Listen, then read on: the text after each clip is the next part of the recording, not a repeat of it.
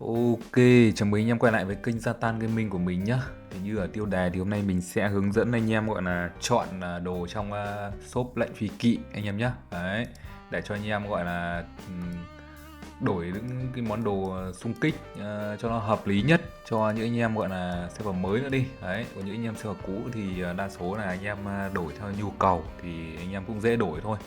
Còn mấy anh em server mới ấy, thì nên đổi như thế nào để cho nó hợp lý thì ok, hôm nay mình sẽ gọi là hướng dẫn gọi là chi tiết nha anh em nhé. Đấy, ok, thì ở đây anh em có thể thấy là hiện tại cũng khá là nhiều món đồ cho anh em đổi. Đấy, đến mình thì hiện tại thì cũng mới chỉ đổi được hai món mới thôi. Đấy, còn những cái món kiểu thần khí thì chưa đổi được nhá, bởi vì tích lâu phết đấy anh em ạ, hơn trăm mảnh thì hơi khoai. Đấy, ok, thì đầu game thì anh em sẽ không có bất cứ một cái xe hay một cái cánh nào đúng không? Đấy, nhất là những anh em cày chay nữa thì anh em nên đổi cái gì đầu tiên? Đấy, thì anh em bắt đầu là đổi luôn từ những cái rẻ nhất nhá anh em nhé. Đấy, thì anh em có thể đổi phần tịch phá tâm trước anh em ạ. Đấy, bởi vì anh em không có một con thú cưỡi nào đầu game để đánh nhau hoặc là đi ải. Đấy, và cái quan trọng nhất là nó là con thú cưỡi gọi là để anh em đỗ xe. Đấy, và cái con thú cưỡi này đỗ xe thì nó cũng ra cái tài nguyên nó cũng ổn áp. Đấy, nó không đến mức quá vip nhưng mà nó ổn áp nha anh em nhé. Đấy, anh em có thể check nó rơi ra cái gì ở đây. Đấy, như ngày 10 là bắt đầu mở đỗ xe ở trong server rồi thì phải. Đấy, anh em có một con xe đây, lúc này thì anh em có thể đỗ ra được cái chìa khóa thời gian này. Đấy, nói chung là con xe này đỗ thì không ngon lắm nhưng mà tạm được nha anh em nhé. Đấy, và bánh răng nữa, nói chung là mấy cái này thì cũng không đến mức thừa mà gọi là tầm trung ấy anh em ơi. Đấy, đỗ xe được. Đấy, anh em đỗ xe được thì anh em sẽ được thêm cả điểm nữa, này lúc đấy anh em sẽ bắt đầu là quay vòng sang mua các cái gọi là trang sức trong bãi xe để anh em lại đỗ xe nhiều hơn. Cái này là phải tối ưu từ rất sớm anh em nhé, từ rất sớm luôn. Đấy, thì ok, và cái con thú cưỡi này thì nó có luôn cái chỉ số cho anh em đầu game, anh em nỏ anh em chơi được. Đấy, mỗi giây tăng 1% tỷ lệ bạo kích. Đấy, và tăng sát thương bạo kích cơ bản giúp anh em gọi là đánh sói bao đầu hàng ngày này, đánh boss 6 tay này, đi ải này. Đấy, hợp lý luôn nhá anh em nhá. Đấy là cái con đổi đầu tiên. Đấy, nếu là mình thì mình sẽ đổi đầu tiên luôn anh em ạ. Đấy, ok chưa? Cái chỉ số này của nó thì nó cũng hơi thừa so với cái tầm đầu game đấy. Ok. Đấy, con thứ hai thì anh em tiếp tục đổi cho mình một con xe gọi là với lệnh gọi là 10 lệnh phi kỵ cho anh em nhé. Đấy, phong hỏa luân. Đấy, tại sao đổi con này? Con này thì thứ nhất là hiệu ứng của nó là không dùng được nhá, và thứ hai là bỏ qua choáng này thì cũng không cần, nhưng nó lại là một con xe rẻ mà đỗ xe nó lại ngon nhé anh em nhé. Đỗ xe ngon thì gọi là tài nguyên hàng ngày luôn đấy anh em ạ. Nếu bây giờ mà anh em tích, anh em đợi cái khác thì là tốn lâu hơn này, xong rồi là đỗ xe thì nó lại không ngon lắm này. Đây, phong hỏa luân thì anh em có thể xem thấy ở đây là đỗ nó sẽ rơi ra chìa khóa nhá. Đấy, chìa khóa đây, chìa khóa và cuộn, hai cái gọi là đấy, còn cái đằng sau này thì anh em tự nhìn thấy rồi đấy. Đấy, hai cái này là cái mà anh em gọi là săn đón nhiều nhất. Đấy, đầu tiên là chìa khóa và cuộn thức tỉnh. Hai cái này thì nói chung là đấy, anh em thấy này, bao nhiêu loại xe hết mình đều ưu tiên là chìa khóa và cuộn lên đầu hết nhé anh em nhé. Đấy, anh em thấy không?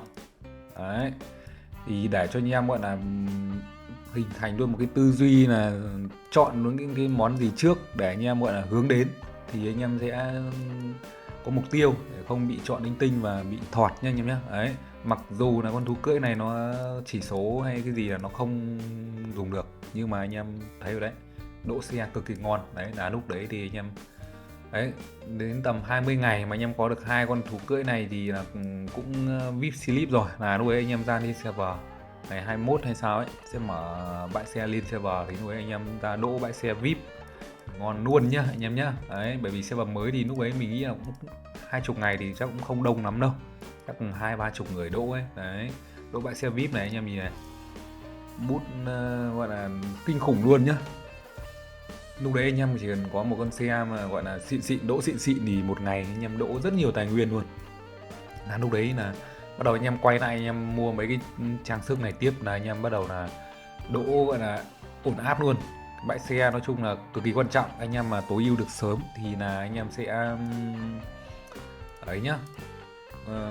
Có nền tảng gốc sớm thì ok đấy, còn những anh em mà cứ chiêu chiêu gọi là đợi đồ đẹp, đồ gọi là linh tinh gì đấy đấy, tự nhiên đúng không, tự nhiên ví dụ nhá, nghe ai bảo đấy xong rồi thích chơi pháp sư đúng không, xong rồi tự nhiên đợi vào cái mây đấy là mất tận 20 lệnh thì anh em thuật cũng phải đến cả tuần đỗ xe luôn anh em ạ nhá. Đấy, cả tuần thì biết bao nhiêu là xu, bao nhiêu là ấy rồi đấy, thì có phải là mất thời gian không? Sao anh em lại đi đâu anh em lại hỏi là được nghe nói là con Slim này đầu game mạnh quá, thế anh em tích hẳn 30 vé anh em mới đổi thì có phải là thoạt đỗ xe sấp mặt rồi không? Đấy, đầu game thì anh em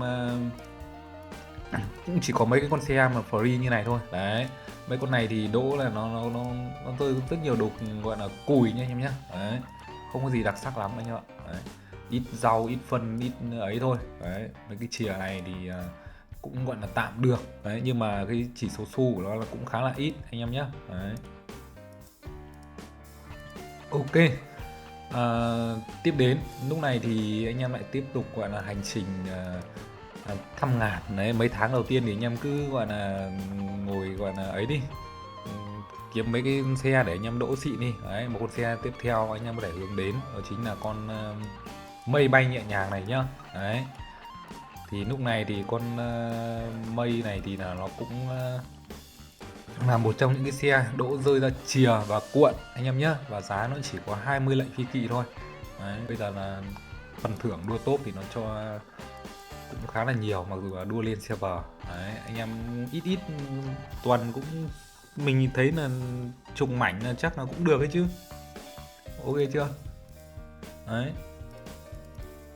Xe này là nói chung là đỗ ngon nhá anh em nhá đấy, là cần thiết đấy, đỗ sớm này, bởi vì lúc đấy là anh em mới chỉ có tầm vài cái xe này đúng không đấy, cùng lắm là đến đây ngày anh em đỗ tận 24 tiếng cơ mà đấy, nên là anh em cứ càng nhiều xe để anh em đỗ trước càng ok nhá đấy, ok chưa đấy. Có thể gọi là mấy con xe này anh em không đỗ ở bãi trong server cũng được, đợi ra bãi lên server thì cho đỗ ở ngoài đấy cho bút nó nhiều đấy, chứ đỗ ở nhà thì nó hết cái số phút này này, mỗi xe nó chỉ được 12 tiếng thôi anh em ơi đấy. Nên là đỗ mấy con xe cùi cùi ở mấy cái bãi ở nhà ấy, mấy cái bãi ở nhà thì anh em có thể thấy là nó cái lượng bút thì nó chỉ như này thôi. Đấy là server mình nhá, còn server mới thì thấp tè ấy đấy, chỉ có bãi lên server thì ở server mới thì bắt đầu nó lên như này thì nó khác bọt hẳn luôn anh em ạ đấy. Ngày anh em kiếm gọi là 5-7 cái chìa khóa là có thể nhá, nếu anh em đỗ được ở trên bãi kim cương đấy, ok chưa. Tiếp đến này, món thứ ba đấy, lúc này thì mình nghĩ là anh em món thứ ba là xong rồi nhá. Món thứ tư thì anh em lúc này là anh em bắt đầu gọi là mình nghĩ là tầm được chiến tầm 35-40 mét rồi đấy. 35-40 mét thì lúc này là cũng khá là cần gọi là PK P gủng rồi đấy. Thì lúc này anh em tích được 30 lệnh tiếp theo đúng không, 30 lệnh tiếp theo thì sẽ có 3 cái gọi là cái này cho anh em chọn đấy. Thú cưỡi thì anh em đã có tận 3 con rồi đấy, còn anh em nào lạp thì sẽ có những thú cưỡi xịn khác thì không nói nhá anh em nhé đấy. Thì lúc này thì anh em nào mà có thú cưỡi xịn xịn rồi thì lúc ấy thì anh em sẽ chọn một cái cánh, ok chưa. Cái cánh này thì chắc chắn là hệ nào cũng dùng được nhá anh em nhé đấy. Nó là một cái cánh gọi là cơ bản thôi, khi né tăng tấn công thôi nên là sẽ dùng được nhá đấy. Còn anh em mà đã lấy 3 thú cưỡi này rồi, đây có con này để PK rồi nhá. Tất nhiên là cái con cái cây kiếm này PK sẽ yếu hơn sầm mai anh em ạ, PK sẽ yếu hơn sầm mai, nhưng mà cái này thì cũng có thể gọi là cân nhắc nếu mà anh em muốn PK mạnh nhá anh em nhá đấy. Trong trường hợp này thì anh em gọi là tùy theo nhu cầu của anh em nhé. Còn gọi là anh em lại muốn tiếp tục đỗ xe thì lại tiếp tục đổi con sầm mai hoặc trống đấy. Nếu mà trong đỗ xe ấy thì anh em đổi hai con này thì như nhau anh em ạ, quà nó như nhau, và con này thì nó hướng về cho anh em muốn PK hơn, và cái con trống này thì hướng đến cho anh em tầm này thì anh em chưa nỏ chưa dìu thì chưa tối ưu được cái sức mạnh của nó đâu, nên là anh em chỉ đi PVE nhà hát đấy thì dùng cái trống này thì ok đấy. Nói chung là tùy mục đích của anh em nhé đấy, tùy mục đích của anh em. Còn nếu mà anh em gọi là có một cái cánh khác rồi nhá, có một cái cánh nào đấy dùng được rồi thì không nên đổi linh sau lưng sớm nhá. Đấy, đổi linh sau lưng 30 ấy thì nó cũng hơi tốn. Anh em đổi một trong hai cái xe này để lấy gọi là con xe để tiếp tục đỗ nhá. Đấy, hai con xe này thì đây cái đồ nó rơi ra thì như nhau nhưng mà đấy, đều là chìa này và bánh răng nhá. Đấy, cái này thì chìa nhưng không có bánh răng. Nói chung là hai con xe này thì mình cũng không đỗ, nên là bây giờ mình không đỗ nữa rồi. Nhưng mà đầu game thì anh em rơi ra được mấy cái chìa là cũng ngon rồi nhá. Đấy, ok chưa? Nói chung là về ba cái món này thì nó theo cái lúc này thì nó theo cái nhu cầu của anh em rồi. Đấy, ví dụ như mình đợt trước thì mình làm ít, mình có cánh khác rồi. Đấy, thế mình sẽ không đổi cái link sau lưng này vội anh em nhá. Đấy, mình sẽ đổi lúc đấy thì mình cũng đang khỏe mà mình hướng được cái top nhà hát cao thì mình sẽ đổi chống đùng vào nhé anh em nhé. Đấy, còn PK thì lúc đấy là có thể là sẽ đến cái thời điểm gộp lần đầu tiên thì anh em có chăng thì phải. Đấy, thì lúc đấy thì đổi Smile thì nó cũng hơi thừa. Đấy, nên là nó tùy theo cái nhu cầu của anh em. Có anh em cày chay thì đến cái khúc đổi cái món này thì có thể đổi cánh hoặc Smile PK nhá. Cày chay thì đua top nhà hát thì hơi khó, nên là cầm cái trống này sớm thì cũng thứ nhất là cái trống này cái chỉ số nó là chỉ số phòng thủ nhá anh em nhá, nó không gọi là chỉ số ngon. Đấy, hai cái này thì tấn công và một cái là HP đều được nhá anh em nhá. Đấy, ok chưa? Còn nếu mà anh em không muốn đổi hai cái này bởi vì nó 30 đúng không, mà lên trên này anh em tích tận 50 cái thì tất nhiên là đồ nó sẽ ngon hơn ở bên dưới này rồi, nhưng mà nó sẽ 50 cái đối với những anh em cày chay thì nó là thật sự là anh em là thời gian quá là dài. Đấy, quá dài luôn nhá. Đấy, ok chưa? Mỗi tuần thì tầm 5-7 cái thì nói chung là cũng vài tuần thì mới được đấy, cũng khá tốn đấy. Ok, nói chung là cứ đổi theo thứ tự như này thì anh em đỗ xe hàng ngày trước, ra tài nguyên trước vẫn khỏe nha anh em nhá, không nhất thiết là phải đồ đâu. Những anh em khác mà đồ khỏe khỏe nhưng không tối ưu được bay là kiểu ngang ngang anh em ấy, nhưng mà thì là đái ra quần luôn đấy chứ. Đấy, bây giờ là đến cái lúc mà anh em đã gọi là hoàn thiện được đến đây rồi. Đấy, lên bên trên này thì anh em sẽ đổi theo nhu cầu của anh em nhá. Đấy, nhu cầu nhá. Đấy, mình sẽ giải thích một số cái này. Lúc này thì anh em sẽ có nhiều hướng đi khác nhau rồi. Những cái ác gọi là lúc này nó sẽ có cái định hướng riêng của từng ác. Đấy, thì ok, anh em bốn món này thì đều là giá là 50 lệnh kỳ kỵ hết. Đấy, đầu tiên là cái tuyết ngoại nai khách này là cái thú cưỡi gọi là đỉnh của đỉnh trong PvE neo ải. Đấy, neo mấy cái ải bên ngoài này này. Đấy, ok chưa? Là đỉnh của đỉnh rồi nhá. Đấy. Đấy, nhưng mà anh em cảm giác là anh em có thần khí gì đấy, thêm một cái thần khí gì đấy đam thì anh em hãng đổi cái này sớm để anh em neo được ải nhiều nhiều thì anh em cải thiện được cấp độ. Đấy, còn nếu mà anh em đổi được cái này về mà anh em chỉ neo được thêm tầm 1.000 ải đến 1.500 ải thôi thì mình thấy là nó cũng hơi ấy nhá, nó cũng chưa gọi là nãi đâu. Là neo xong một cái 5 ải là anh em lại cất đi thì nó hơi ấy nhá. Bởi vì đợi đến lúc đổi cái này thì cũng chả có gì gọi là đua top ải hay gì đâu, nó chỉ là đua gọi là neo ải hàng ngày anh em kiếm đèn thôi. Đấy, neo được 1.500 ải thì nó cũng khả năng là cũng chỉ bằng 1 cấp đến 2 cấp đuôi của anh em thôi. Đấy, xong anh em lại cất xóa thì nó lại treo, bởi vì cái này là một con thú cưỡi đỗ xe nó không ngon lắm nhá anh em nhá. Đấy, đỗ xe của nó đây đâu mình không ghim nó lên luôn đấy chứ. Đây, đỗ xe nó chỉ rơi mỗi bánh răng thôi. Đấy, mà bánh răng thì anh em khi nâng cấp thì nó có tỷ lệ tạch rất cao. Đấy, mỗi lần tạch thì có thể đến 5-7 cái. Đấy, ok chưa? Nên là nó là một cái tài nguyên nó không chắc chắn lắm. Đấy, nó có thể trôi theo gió luôn, nên là cái đấy đỗ xe không ngon. Đấy, thế nên là còn đâu anh em mà kiểu nạp căng căng thì tất nhiên là có thể đổi cái này về neo ải gọi là kịch kim để gọi là lấy đèn đẩy cấp trước thì cũng là một lợi thế để anh em tăng bay nhá anh em nhé. Đấy, tăng cái lượng chỉ số cơ bản của anh em lên, ok chưa? Đây, còn con gấu con xuất kích này thì dành cho anh em gọi là nỏ Nói chung là anh em nào cũng chơi được, nhưng mà nó chỉ thuộc dạng tầm trung thôi anh em nhé, tầm trung thôi. Đấy, bởi vì bây giờ là anh em có cái bộ thủ hộ linh né, anh em có thôi nhá, chứ mình không có.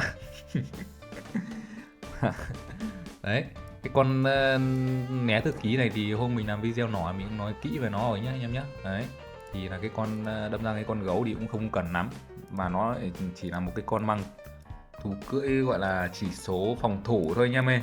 Đây này, đấy, đép toàn trận 10%, không có ngon nhá anh em nhé. Đấy, con này thì gặp trăng gặp biếc nữa thì cũng gọi là khó khó đấy. Ok chưa? Thì lúc này thì hai cánh này thì đều là hai những cái cánh xịn, nhưng mà quan trọng là anh em đi theo hướng nào. Đấy, anh em ví dụ anh em đi theo hướng pháp sư thì chắc chắn là cái con cái quạt này là VIP Slip luôn nhá. Quạt này thì nó thuộc dạng gọi là khá là ngon cho pháp sư luôn như vậy, nó sinh ra dành cho pháp sư mà. Đấy, đấy, đây này anh em nhìn thấy hiệu ứng này, tăng thêm 10% sát thương kỹ năng cuối cùng. Đấy, thẳng focus thẳng vào pháp sư luôn nhá. Đấy, ok chưa? Đấy, cái này thì quạt này thì cũng PVE cũng được, nhưng mà vẫn thua cái cánh PVE ở trong máy lấm, nên là cũng tùy trường hợp thôi nhá. U Linh thì lúc này thì anh em đến cái lúc mà anh em đổi cái này mà cái tầm đồ vĩnh hằng ấy thì anh em hãng đổi. Đấy, lúc đấy thì anh em muốn chơi cung chơi kiếm thì hãng đổi nhá. Đấy, ok chưa? Bởi vì cái hiệu ứng của nó là nó cần kiểu đánh nhau lâu lâu dài dài ấy, thì nó mới khỏe. Đấy, chứ còn đánh nhau vài giây thì cầm này thì không ngon lắm nhá. Đấy, nó là một cái cánh khá là ngon đấy anh em ạ, dành cho cung kiếm nhá. Đấy, những cái hệ chơi hồi phục đấy, đều chơi được. Đấy, nên là đến cái lúc này thì anh em gọi là theo cái hướng của anh em rồi. Đấy, người thì thích vẫn tiếp tục thích gọi là cày cuốc, đấy, lại đổi cái này neo ải. Người thì bắt đầu gọi là chuyển sang pháp sư, không còn neo ải nữa thì đổi cái đầu lạnh. Đấy, người thì lại bắt đầu gọi là sang chơi cung kiếm thì đổi cái u linh tuyết ảnh này nhá. Đấy, ok chưa? Lúc mà đến cái tầm này thì chắc là cũng chuẩn bị ra đồ vĩnh hằng hoặc là ra đồ vĩnh hằng rồi nhá anh em nhá. Đấy, còn con gấu này thì cho anh em gọi là mình thấy là không nên đổi lắm ấy, nó không thật sự là quá mạnh ở cái thời điểm hiện tại. Đấy, nếu mà không ra cái con anh em mà không có cái con thủ lĩnh như ban nãy mình bảo thì có thể cầm con này đi đánh nhau với nỏ với nỏ này kia ấy, né tước khí này kia ấy thì cũng được, hoặc là đánh với pháp sư cũng được, nhưng mà cảm giác là cũng hơi phí 50 lệnh ấy. Đấy, còn hai cái thần khí này thì anh em đổi sau nhá, bởi vì hai thần khí này không có cái thần khí nào quá mạnh, đều là hai cái thần khí gọi là thuộc dạng triệu hồi ra một cái con nhân vật khác. Nói chung là có hai thần khí này giúp anh em gọi là tanh, đấy thì nó hợp lý hơn, còn công thì nó chả được bao nhiêu đam đâu nhỉ. Đấy, anh em thấy chưa? Đây, còn cái này thì cũng thế, cũng gọi là copy một cái nhân vật của đối phương. Đấy, xong rồi nói chung là cũng giúp anh em tanh được một chút, phù hợp cho anh em cung kiếm. Đấy, đến lúc mà anh em tích được mà anh em muốn đổi một trong hai cái thì mình nghĩ là cái con Sigen, hai con này đều là 14 giây nhá. Đấy, hai con này đều là 14 giây, nhưng mà cảm giác con Sigen thì nó có thêm một cái né hiệu ứng khống chế nữa, nên là cũng ok hơn đấy. Còn cái con này thì nói chung là hai con này thì cũng na ná nhau. Đấy, thôi anh em thích kiểu ngoại trang như nào thì anh em tự đổi nhá. Đấy, bởi vì hai này tận 125 mà, cái lúc này thì nó theo cái sở thích cá nhân rồi, cũng không quan trọng nhá, bởi vì hiệu ứng nó cũng na ná nhau thôi, cũng không đến mức ngon lắm ấy. Đấy, cho anh em gọi là lúc ấy chơi cung kiếm thủ thì cầm cái nào thì cũng như thế thôi. Cái thời gian của nó, thời gian xuất hiện của nó cũng đều là 14 giây cả. Đấy, hai cái đều là 14 giây nhá, không chênh lệch nhiều. Đấy, cái lúc mà gì nhỉ, anh em bình chọn ấy thì nó có cái khiên băng. Đấy, nhưng mà anh em lại không bình chọn cái đấy nhiều quá nên là nó không xuất hiện nhá anh em nhé. Cái khiên băng thì có thể sẽ giúp anh em đi cung về cung ok hơn đấy, cái khiên này anh em này, nhưng mà rất tiếc là đợt bình chọn đấy thì nó đã không được chọn nhiều đấy, chứ bây giờ hai thần khí kia hiệu ứng y như nhau đấy, chả biết mấy ông nào còn là vào vote. Ok chưa anh em? Đấy, nói chung là chỉ có cái khúc đầu ấy là anh em nhớ là đổi dần dần lên để anh em ấy thôi, lấy gọi là CI anh em đỗ trước thôi. Đấy, ba cái này thì nói chung là cứ từ từ đấy anh em nhé, nó theo cái gọi là ác của anh em đấy, chưa có cái cánh nào thì có thể lấy linh sau lưng, hoặc nếu mà anh em đã có cái cánh PVE liên kích này rồi nhá, sắc thanh sơn này rồi nhá, thì anh em có thể không cần lấy con cánh kia nữa, nếu mà anh em lúc ấy vẫn muốn chơi lỏ nhá. Đấy, còn anh em chơi dìu thì dùng cái cánh này cũng ngon nhá anh em nhá, tăng lé tăng tấn công đấy, chơi dìu hoặc là chơi gì đấy đều dùng được đấy. Nếu mà không có cái không nạp được một cái cánh nào hoặc là không quay máy lấm được cái cánh nào thì anh em hãy đổi linh sau lưng đấy. Còn PK thì con Smite này nó cũng chỉ PK được một thời gian thôi, có thể anh em sẽ không cần đổi quá sớm đấy. Chống thì là nó là thủ cưỡi gọi là đẳng cấp gọi là vẫn ổn áp nhất ở trong đánh nhau với đi nhà hát rồi anh em nhá. Đấy thì anh em nào mà trong cái diện mà đua top được ấy thì hãng lấy, ví dụ đua trong top 3-2-1 đấy thì hãng lấy chống sớm, ok chưa? Đấy, còn không thì thôi nhá, nó chỉ là 10% dép thôi, chứ lấy chống xong thì đấy, hoặc là về sau này thì anh em chơi cung kiếm thì vẫn dùng chống được, thì lúc đấy thì anh em nhiều lệnh rồi là anh em đổi mỗi thứ một cái rồi nhá. Đấy, ok chưa? Về cái đồ VIP trên này thì đấy như mình nói ban nãy nhá anh em nhé, nó theo gọi là định hướng của từng ác của anh em đấy. Ok, thì video của mình đến đây là kết thúc nha em nhé. Đấy, nói chung là không có cái gì gọi là cố định cả, nó vẫn là theo định hướng ác của anh em là chính. Đấy, anh em phải chơi phải linh hoạt và cũng không nhất thiết là phải nghe theo này theo kia, và anh em phải cảm nhận là ác của anh em thiếu cái gì đấy và cần cái gì thì anh em ấy nhá. Đấy, mình phân tích tất cả các gọi là ý nghĩa của các cái đồ trong cái shop đấy rồi, nên là anh em đấy cứ nghe kỹ và tự chọn cho mình những cái món đồ hợp lý nhất nhé anh em nhé. Ok, chào tạm biệt tất cả anh em.